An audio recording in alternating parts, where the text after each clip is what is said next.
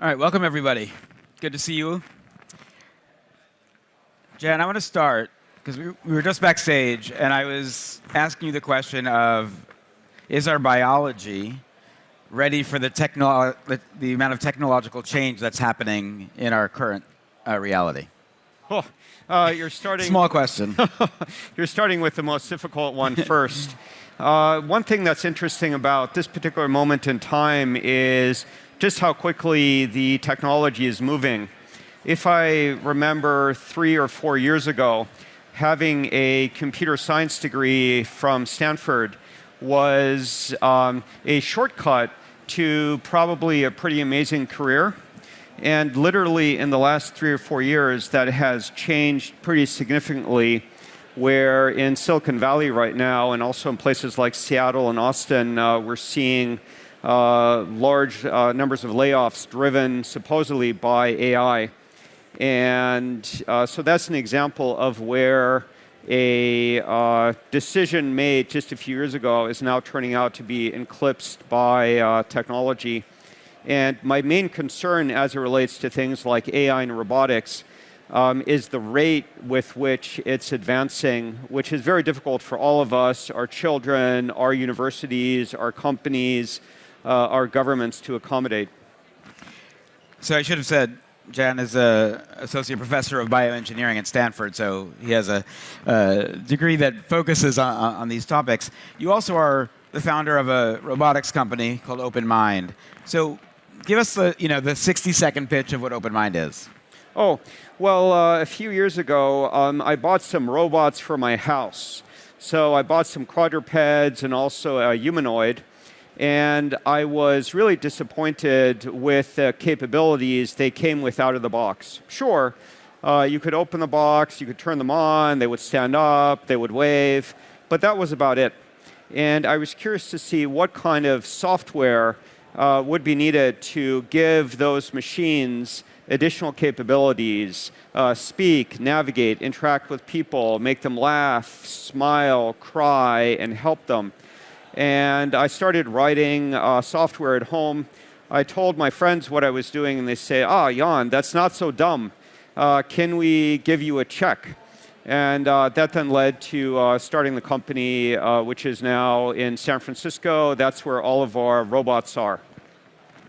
And what I appreciate about what you're building is you're building it with a sort of open approach, right? Kind of an Android system, if you will, for an Android. My first question was, is that about sort of the idea of evolving and expanding collective intelligence, or is it about the ability that anyone can create a skill set that then these robots can utilize? Well, there's a lot of things happening simultaneously. From a pure technology perspective, last year or the year before, the central notion in robotics was that it would be possible to build all-encompassing universal foundation models or world models or vision, language, action models. And the idea was that there would be one company that would win. That one company would build the all-powerful world model or foundation model. And that's, of course, now turning out to be more complicated as people start to talk to families and hospitals and schools and other potential verticals for humanoids. It's become clear that a modular software architecture like Legos and like Android is easier to understand, easier to debug, and easier for people everywhere to contribute to. For example, we just launched the App Store for humanoid. And this is directly stolen from the Matrix, where Neo learns jujitsu by plugging in a skill chip. And because our software is modular, people everywhere in different places speaking different languages can compress that knowledge into apps that can be run on more and more different humanoids. So we really think of a humanoid robot very similar to a laptop or a cell phone. And imagine you went to a store and you bought a cell phone and Samsung said, that's it. The software that's on that cell phone, that's all you're going to get. And we do it all.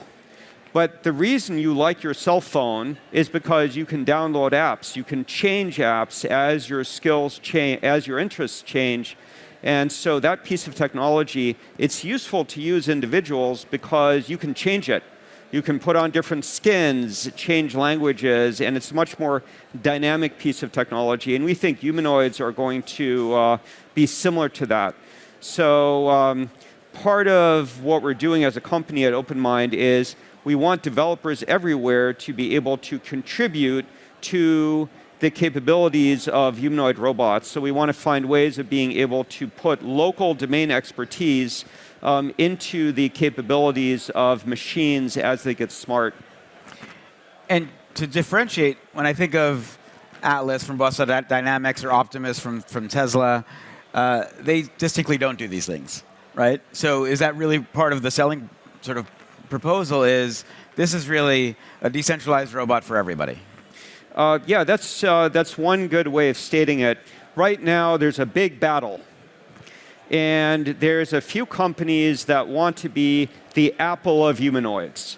And they want to own the chips, the cloud, the software, the app store, the creative content, the music, video, language, the hardware, the supply chain. And what they want to sell to you is the complete humanoid. It shows up at your door. It says, hello, I'm your new companion. I'm your new teacher. And I come fully formed. And I, as a parent and as an educator, disagree with that. I don't want that. I want a robot not to be a piece of magic that is parachuted from the sky and lands in front of my front door.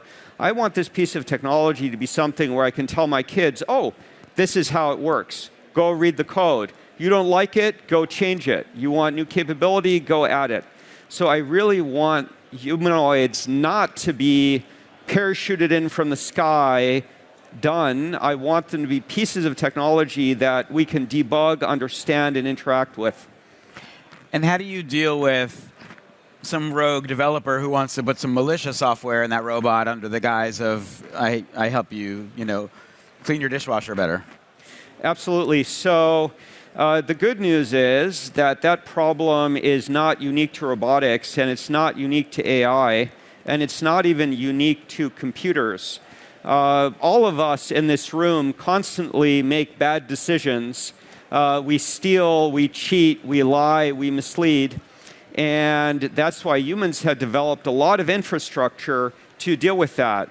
We have courts and judges and constitutions and systems for observing what is happening. And all that infrastructure to first approximation now needs to be mapped onto or built for thinking machines and robots. Of course, any kind of system, whether it's a bank, a computer, a robot, an AI, can be and will be attacked. So that problem is not unique to robots.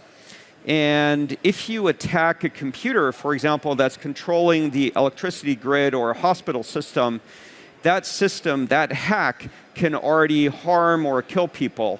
So these kind of problems are not unique to robotics, but we spend a lot of time worrying about exactly that.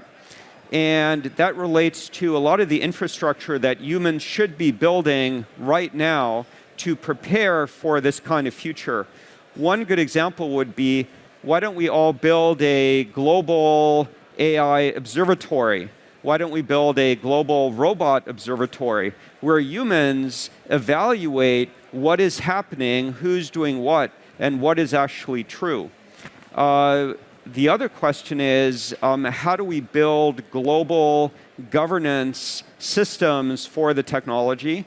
And I think we were the first to write Asimov's laws of robotics onto Ethereum, which is what our robots download when they wake up, so that I can prove to you what the rules are that these machines are following.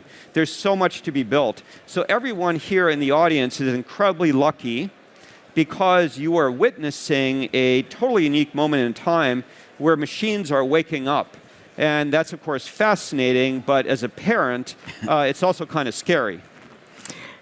And you've talked about wanting to bring these robotic devices and this hardware out into the world, but you've also want to give robots a social media network called Fabric.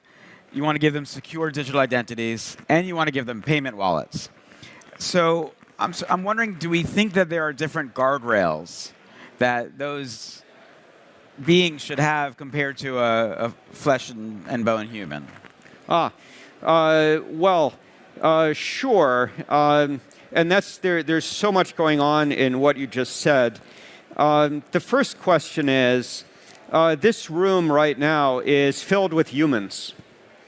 But if machines are getting smart and AI is able to write computer code, we should anticipate a world where more and more of the computer code is written by machines for machines. So our ability as humans and as engineers to build technology for the machines, we should treat that hypothesis with some caution. And so when you say things like, Jan, you're building infrastructure to help machines pay for your croissant in the morning, that's certainly true, but I would caution you to anticipate a future where machines more and more are building this infrastructure all by themselves, for themselves. There's two amazing things I just saw. And the first amazing thing, of course, is that there are now social networks for agents. And a new business just emerged, which is, of course, the ability of AI agents to rent humans. And the idea is that if you're an AI agent and you want something to get done in the real world, you can certainly give money to a human to do that for you. And the other thing that will be realized very soon is the opportunity for AI agents to rent robot bodies. And this will be like rent-a-body type services, where if you're an AI and you feel stuck in your digital self, you will soon be able to pay money to snap physical arms, legs, and head to your code, allowing you to navigate the physical world. So that's like a rent-a-body type business. So the future is going to be totally wild. You wrote something that really struck me. Jan wrote a piece called AGI's Fundable Payment and Governance Rails that was a couple of years old, but has a lot of deep stuff in there. But one of the things specifically you wrote was you were imagining where AGI beings were standing alongside humans with their own beliefs and their desires, and most importantly, a will to live. So my first question, if these robots that now have bodies and have will and desire to survive, makes me feel like a recipe for problems. So what could go wrong in that situation? Yes. Well, as you know, AIs are trained on the corpus of human behavior. They have read every single book we've written. They've watched every single public video.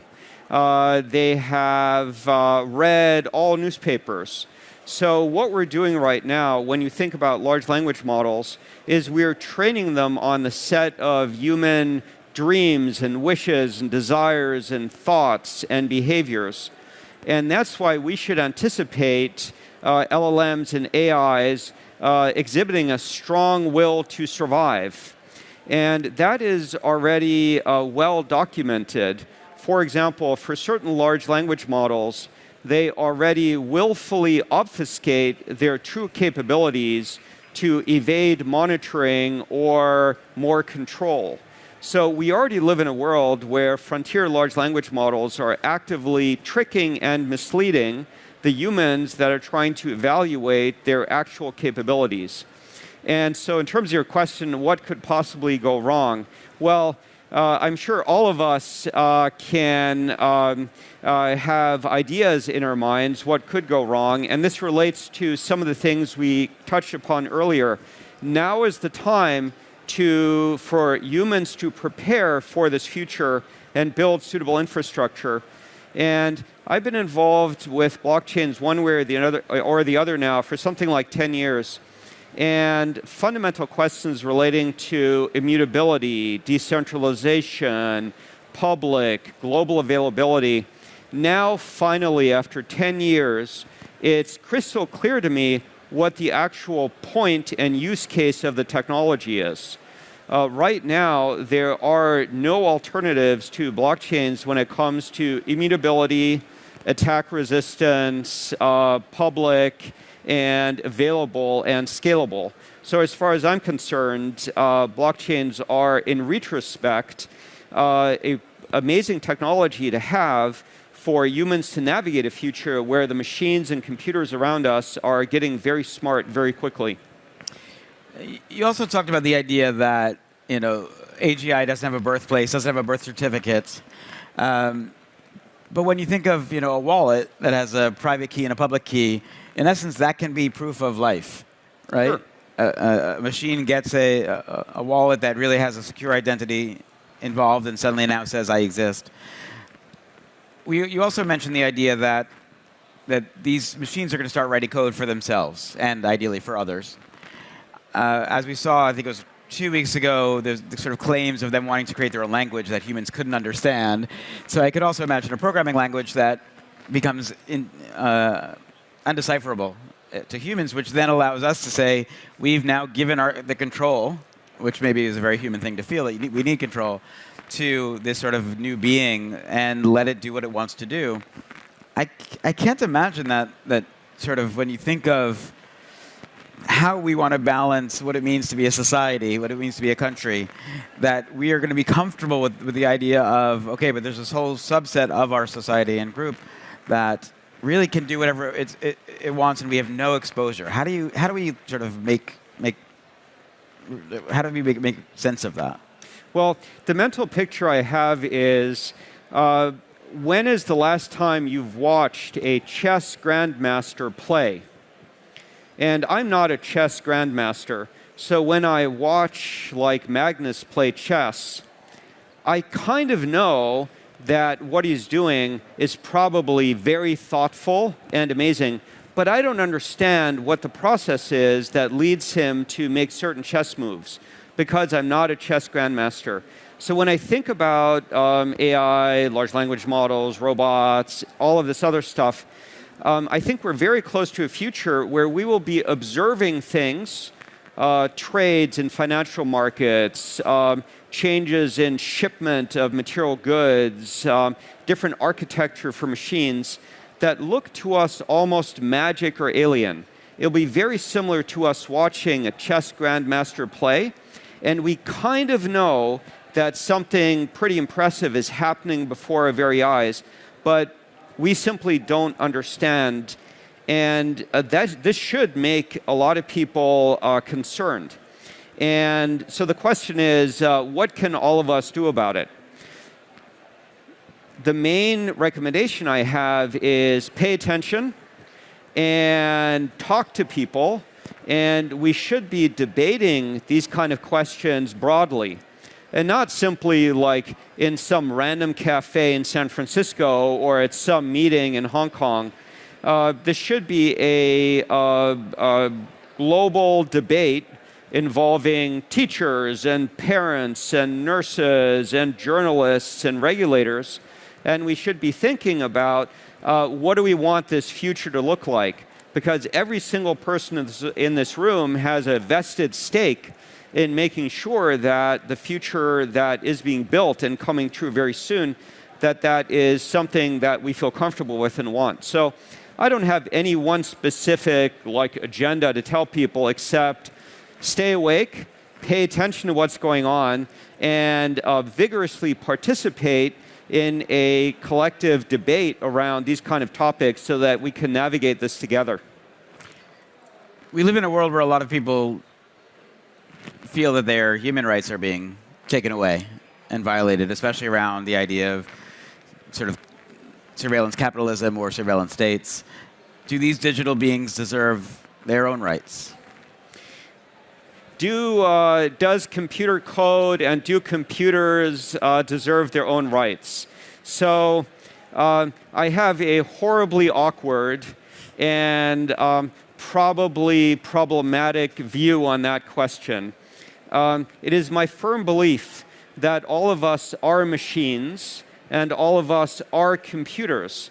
And our brains, of course, are massively parallel wet electrochemical computers.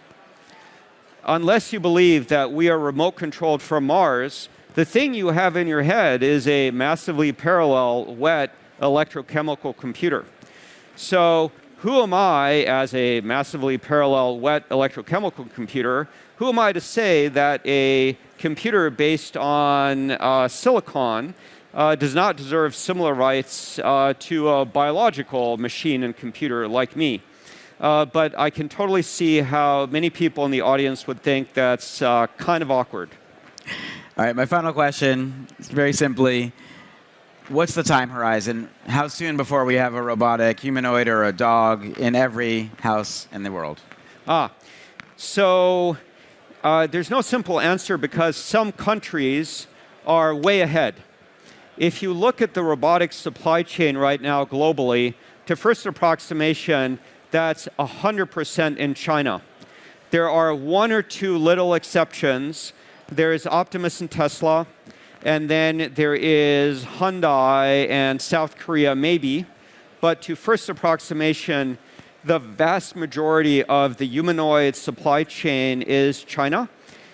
And for people in China, when a humanoid walks across the street, it doesn't stop the traffic. It doesn't draw a crowd.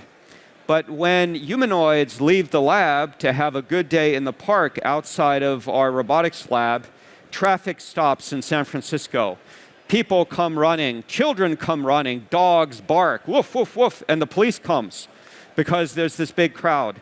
So the rate at which automation and thinking machines will be incorporated in different societies will be very regionally specific. If you've ever tried to import a Chinese humanoid into South Korea, you know that that's very difficult to do. The South Koreans do not like importation of Chinese humanoids into South Korea. So you're going to see some countries move much more quickly than others. But even in the US, we will see direct juxtaposition of Americans in New York, Detroit, San Francisco, LA, interacting with humanoids this year. So America is certainly behind China when it comes to deploying humanoid, but hopefully companies like OpenMind and others will help alleviate that situation in the US as well. All right. Jan Liphardt, OpenMind. Thank you.